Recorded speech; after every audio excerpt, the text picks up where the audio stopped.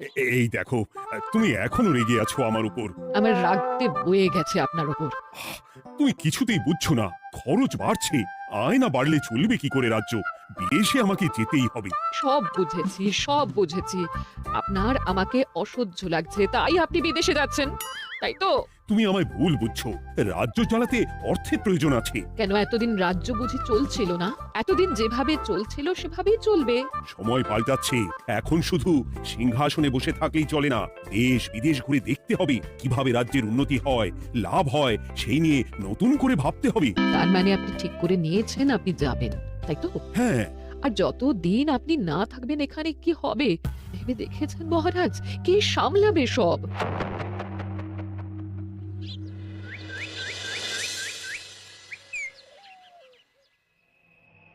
চিঠি?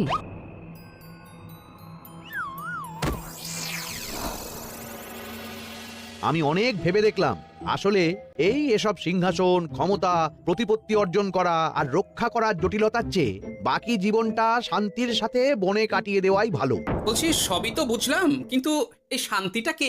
মহারাজ সন্ন্যাসী হয়ে গেলেন আর এসব নিয়েও তুমি ভাড়ামি করছো গোপাল? ও মা গো, এবার কি হবে? চিন্তা করবেন না রানীমা, কৃষ্ণনগরকে আমি আমার বুক দিয়ে আগলে রাখবো। আপনার ছাতির মাপটা ঠিক মতো জানেন তো মন্ত্রী মশাই? মানে ওই গোটা কৃষ্ণনগরকে কি আপনি আপনার বুকের মধ্যে আগলে রাখতে পারবেন? গোপাল! মার্জনা করবেন মন্ত্রী মশাই। আমি বলছিলাম কি, ওই সব আগলে টাগলে রাখার আগে ওই ভালো করে খুঁজে দেখুন সব। মানে কি বলতে চাইছো কি তুমি? মহারাজকে খুঁজে বার করুন মন্ত্রী মশাই, লোক পাঠান, তিনি হয়তো এখনো বেশি দূর যেতে পারেননি। এটা কিন্তু ঠিক বলেছে গোপাল, তাকে একবার যদি খুঁজে পাই আমরা। আপনি চিন্তা করবেন না রানীমা, আমি এক্ষুনি লোক পাঠাচ্ছি। আর গোপাল, রানীমাকে বিশ্রাম নিতে দাও, যাও এখন, যত সব।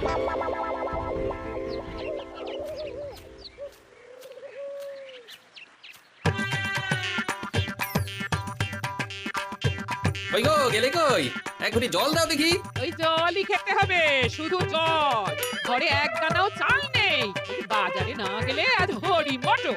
রাজ্যে রাজা নেই আর তুমি ঘরে চাল নেই বলে চিল্লামিল্লি করছো, চত্ব সব। ও মা গো, মহারাজ রাজ্যে নেই তো গেলেন কই? হ্যাঁ, বনবাসে। সে কি গো, এবার কি হবে তাহলে? কপালে যা লেখা আছে তাই হবে আর কি। এই তোমার চাকরিখানা থাকবে তো? হ্যাঁ, না থাকলে বাটি হাতে বেরোবো, চিন্তা কি?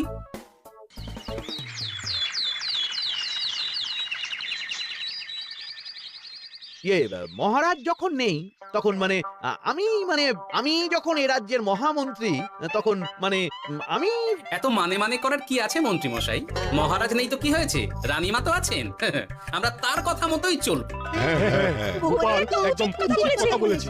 হ্যাঁ, আমিও তো তাই বলছিলাম। মহারাজ যখন নেই তখন রানীমার নির্দেশ মতোই তো আমাদের সামলাতে হবে সব। কতদিন আর আগলাবে গোপাল? আজ নয় কাল এই শর্মাকেই বসতে হবে এই সিংহাসনে। যতদিন পারি ততদিন তো চেষ্টা করতেই হবে মন্ত্রী মশাই। আপনি যদি চলেন ডালে ডালে, আমি চলি পাতায় পাতায়। রাজা মশাই আছেন? আমি অনেক দূর থেকে আসছি। মন্ত্রীমশাই, একজন সাধু এসেছেন রাজামশাইয়ের সঙ্গে দেখা করতে, বলছেন অনেক দূর থেকে এসেছেন। জানো না মহারাজ এখন নেই? যাও চলে যেতে বলো ওকে। মহারাজ নিরুদ্দেশ। এই মুহূর্তে সত্যিই যদি কোনো প্রাজ্ঞ সাধু বাবা রাজবাড়িতে তার পায়ের ধুলো দেয়, বলা তো যায় না যদি মহারাজের হদিস তিনি দিতে পারেন। ঠিক ঠিক, একদম ঠিক বলছেন পণ্ডিত মশাই। বেশ বেশ, ডেকে আনো তাকে, দেখি সে কি বলে। মহারাজ আমার প্রণাম নেবেন। উনি মহারাজ নয়, উনি মন্ত্রী। আসুন সাধু বাবা, আসুন, আসন গ্রহণ করুন।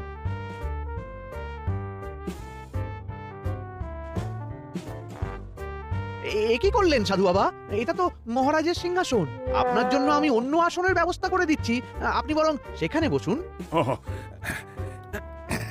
রাজাই যখন নেই তখন তাঁর সিংহাসনে বসতে ক্ষতি কি? আপনি কি করে জানলেন মহারাজ নেই? বুঝলে না, সাধু বাবা যে অন্তর্যামী গোপাল। আর কি হবে? উনি যদি বলে দেন মহারাজ কোথায় আছেন, তাহলে তো আমার আর পণ্ডিত মশাই, আগেই ওরকম হামলে পড়বেন না। আচ্ছা, আপনি যদি অন্তর্যামী হন, বলুন তো আমাদের রাজা মশাই কোথায় গেছেন? জবর জটা কালো চুলে বেনামা অতীত বলেন। মহারাজ বনবাসে গেছেন। এটা যখন বলেছেন সাধু বাবা, তাহলে মহারাজ এখন কোথায় আছেন সেটাও নিশ্চয়ই আপনি বলে দিতে পারবেন। গোপাল, সব বিষয়ে নাক গলিও না তো তুমি। ঠিক ঠিক আছে, রাজামশাইকে নিয়ে চিন্তা হওয়া তো খুবই স্বাভাবিক, কিন্তু গোপাল, রাজামশাই বনবাসে গেছেন, তাকে আর সংসার মায়ায় বাঁধা ঠিক কাজ হবে না। এ আপনি কি বলছেন সাধু বাবা? মহারাজ না থাকলে রাজ্য চলবে কেমন করে? নতুন রাজা নির্বাচন করতে হবে। এই তো খেলা জমে গেছে, একে দিয়েই কাজ হবে মনে হচ্ছে। সাধু বাবা, এসব নিয়ে নয় পরে আলোচনা করা যাবে। এই কে আছো? সাধু বাবার পা ধুইয়ে দাও ভালো করে। না, বিষয়টা ঠিক সুবিধের মনে হচ্ছে না। আহা মন্ত্রী, করেছ কি? আমি সাধু মানুষ, এত খেতে পারি কি? ও বললে হবে না সাধু বাবা, আপনার জন্য নিজে দাঁড়িয়ে থেকে মহারাজের খাস হালুই করকে দিয়ে রাঁধিয়েছি সব। দেখুন না একটু, অমৃত অমৃত। বেশ বেশ, এত করে বলছো যখন, বাহ বাহ, চমৎকার চমৎকার। আমি জানি তো যে এমন খাবার আপনি আগে কখনো খাননি। তা বটে বটে, ভেবেছিলাম কটা দিন বিশ্রাম নিয়ে চলে যাব। এখন দেখছি যা আদর আতিথেয়তা শুরু করেছো তোমরা, তাতে তো মাস কয়েক কাটিয়ে না গেলে আমারই লোকসান হবে। থাকুন না, থাকুন, যতদিন ইচ্ছা থাকুন। আমার ইচ্ছা অনুযায়ী সব চললে তো ওই গোপালের জায়গায় আপনাকেই সবার মহারথী করে রেখে দিতাম চিরকাল। এসব কি বলছো মন্ত্রী? কেন, পরিকল্পনাটা মন্দ নাকি? আমি হব এই রাজ্যের নতুন রাজা, আর আপনি হবেন আমার রাজসভার প্রধান মহারথী। বটে, কাজটা খুব একটা কঠিন না। মহারাজ বনবাসে, আর আপনি নিজেই তো বললেন তাকে ফিরিয়ে আনাও ঠিক হবে না। তাহলে তা বলেছি, কিন্তু বাকি অন্যান্য সভাসদেরা আছে, তারা তো। আরে ছাড়ুন তো ওদের কথা।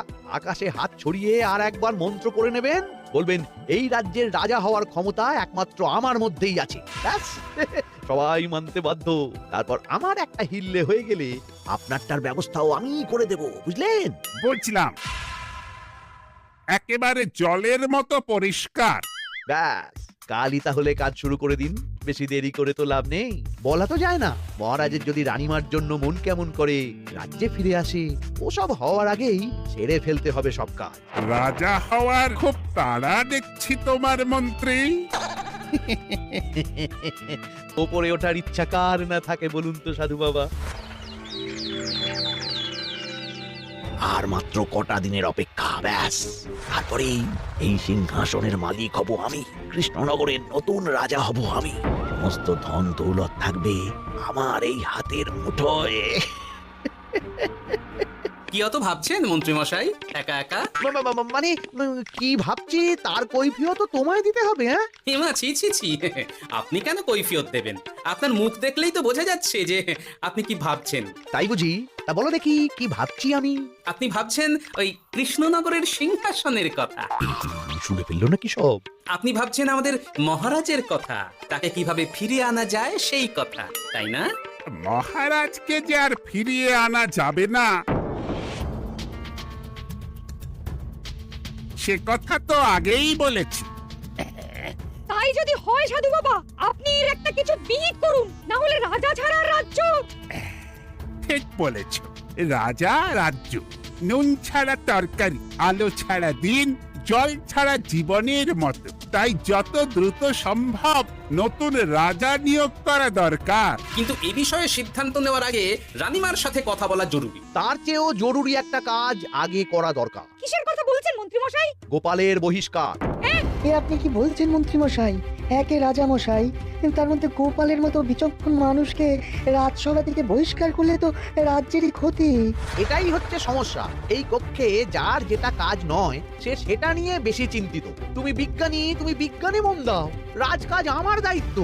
তাহলে এরকম সিদ্ধান্ত নেওয়ার আগে সবার সাথে আলোচনা করা দরকার। কোনো দরকার নেই, আমি যা বলেছি তাই হবে। রাজ্যের ব্যয়ভার বাড়ছে, এই মুহূর্তে কোনো ভাঁড়কে অযথা বেতন দিয়ে পোষার কোনো মানে হয় না। তাই গোপালেরও কাল থেকে রাজসভায় আসার কোনো দরকার নেই। সবই আমি বুঝতে পারছি মন্ত্রী মশাই। বেশ, আপনি যখন বলছেন এই আমার শেষ দিন রাজসভায়, চলি সবাই, ভালো থাকবেন।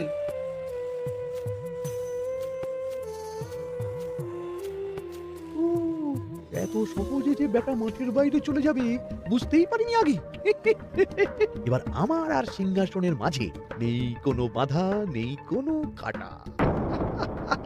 তুমি চিন্তা করো না, আমি নিজে মন্ত্রীর সাথে কথা বলবো।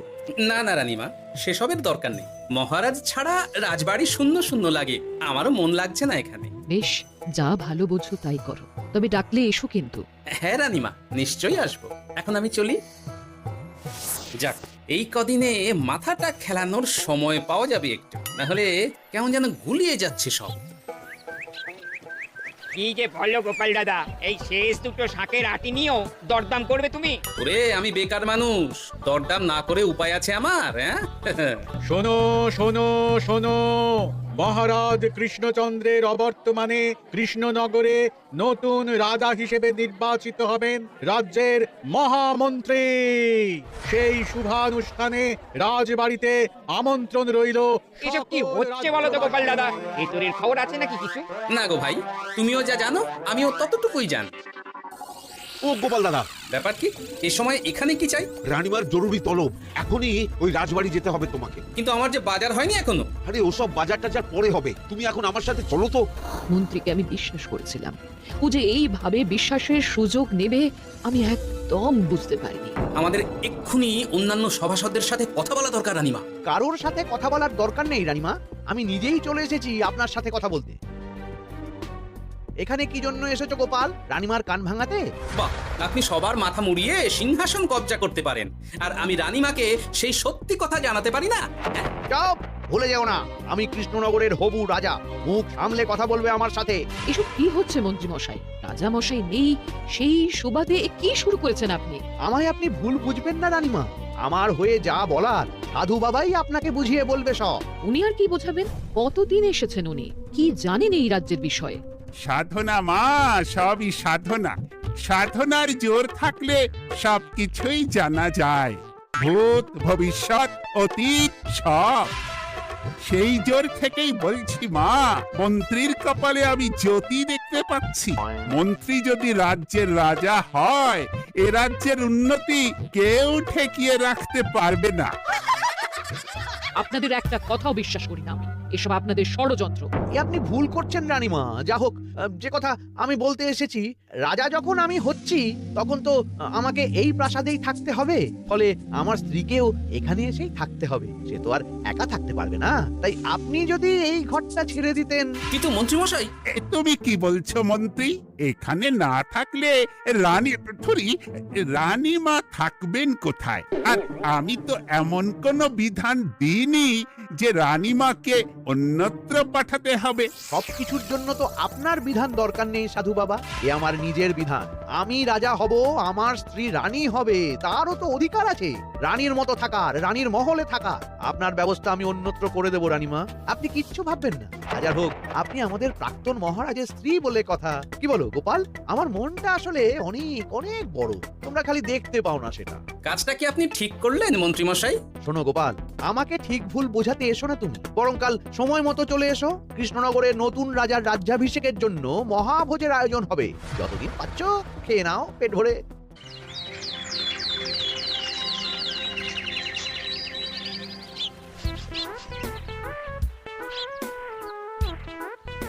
আরে, এগুলো আবার কি পরে আছে এখানে?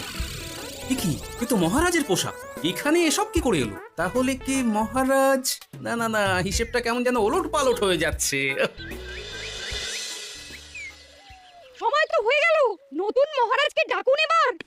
এসে গেছি, এসে গেছি। আসুন মন্ত্রী মশাই, আসুন।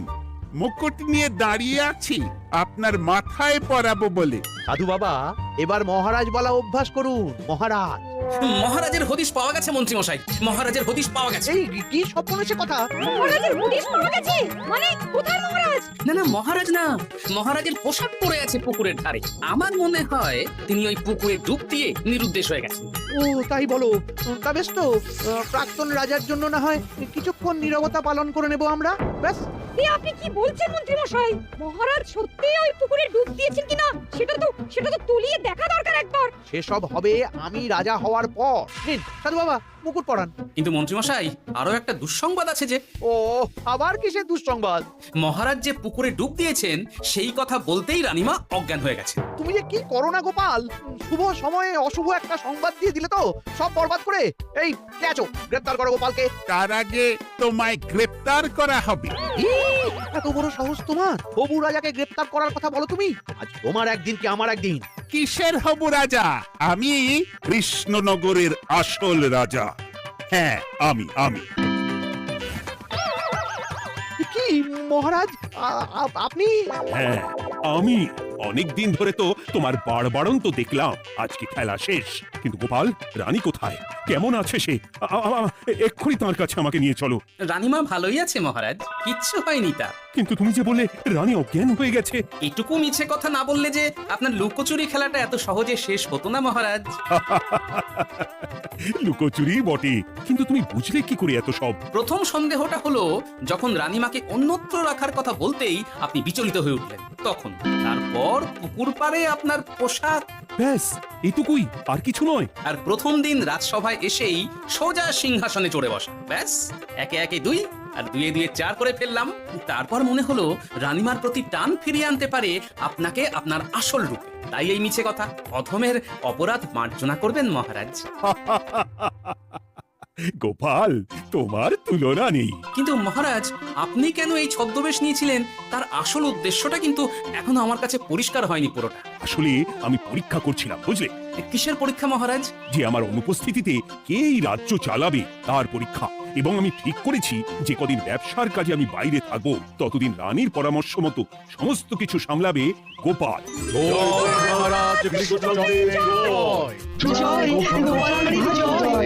আর আমি মহারাজ? তুমি থাকবে পেয়াদা।